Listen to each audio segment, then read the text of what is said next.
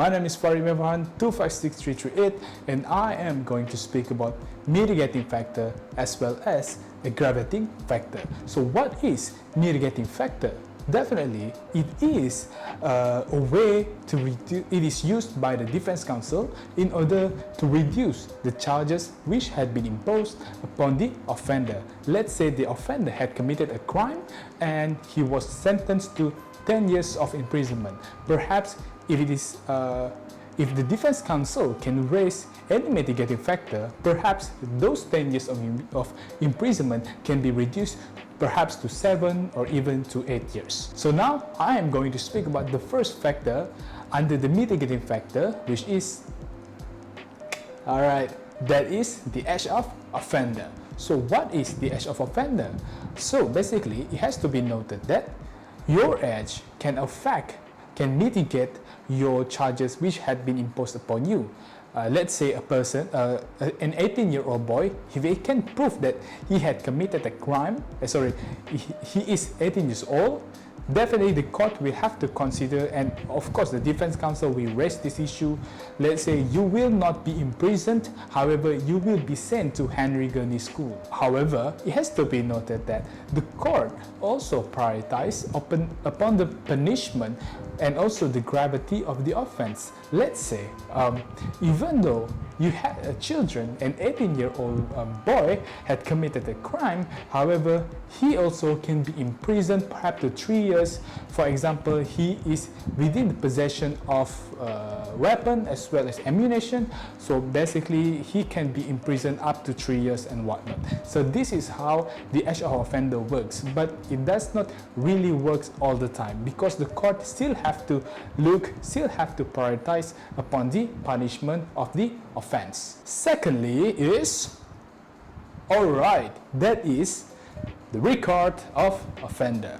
You have to know that the record of the offender, let's say if you are a first timer doing a crime, don't worry bro, don't worry, because this will not affect much upon you. Perhaps perhaps you have to know that this is a strong mitigating factor which can be used by you, by the defense counsel, raised by the defense counsel for you. You have to know that clean record is important. It is very powerful. It can be one of the factors to lessen the imprisonment which should be imposed upon you. Let's say 10 years, perhaps it can be 8 years, 7 years, because you are a first timer doing a crime. It is your first time, let's say it's your first time, perhaps it can be your lesson of life, all right? For example, Abu, for the first time in his life, he had committed a crime. He beating up other people, punched people in the face. So there is a high possibility of him to be excluded from the charge, all right? So that is how it works. And thirdly, it is, that is plea of guilty. So why is it plea of guilty can be one of the most powerful mitigating factor? You have to know that when you plead guilty, definitely you save the cost as well as you save the time of the court. However, plea of guilty does not necessarily mean that you can be reduced in terms of the sentence when it comes to the serious offense, as well as the interest of the public. So these two factors, these 2 points are very important. For example, even a person who had attempted a crime, attempted an offense, charged for an offense, but he had pleaded guilty, the court still can consider of the charge being imposed upon him. So that is how plea of guilty works. And now we move on to the aggravating factor. So what is aggravating factor? Aggravating factor is a factor which can be used by the prosecutor in order to propose a heavy sentence upon the accused or the offender. And now I'm going to speak about the first factor, which is under the aggravating factor, and that is that is use of force. So what is use of force? When force or violence is used to commit the offense, usually a very heavy sentence and whipping will be imposed upon the offender, upon the accused. Let's say we have two different situations, A and B.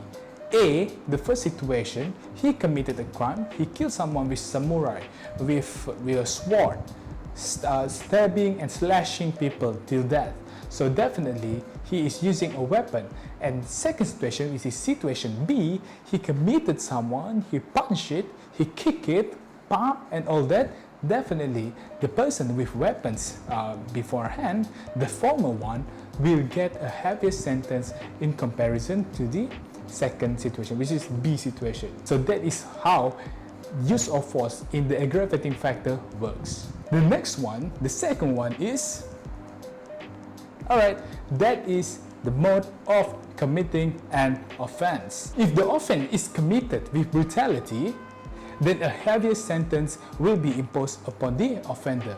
Just imagine a person, for example, you beat a person by using, without any weapon, by using your hand and whatnot, in comparison to other person who is beating up someone by using a baseball bat.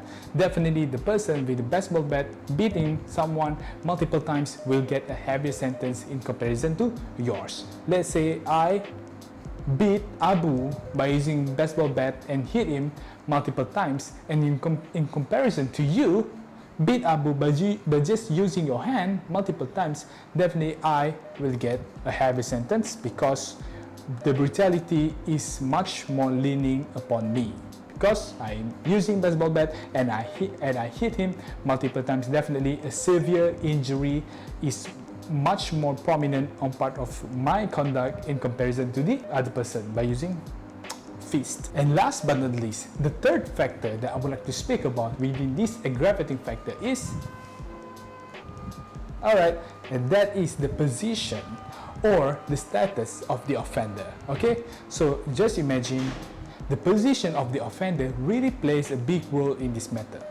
So different position brings different responsibility as well as leading towards different punishment. Higher position is equivalent to higher degree of punishment. For example, a leader or a role model should behave accordingly in a very good manner, as we all know. However, if you acted in a very wrong way, for example, you are the leader of the police. Let's say you are a police, but the police committed a crime. Definitely that is against the nature of the name of the occupation itself, police. In that matter, your punishment will be higher in comparison to normal human being like me. For example, I am just a normal citizen of Malaysia and you are the police officer, you committed a crime. Definitely you will get a heavy sentence in comparison to mine because you are the role model, you are the leader. Alright, and that's all from me today. Thank you so much.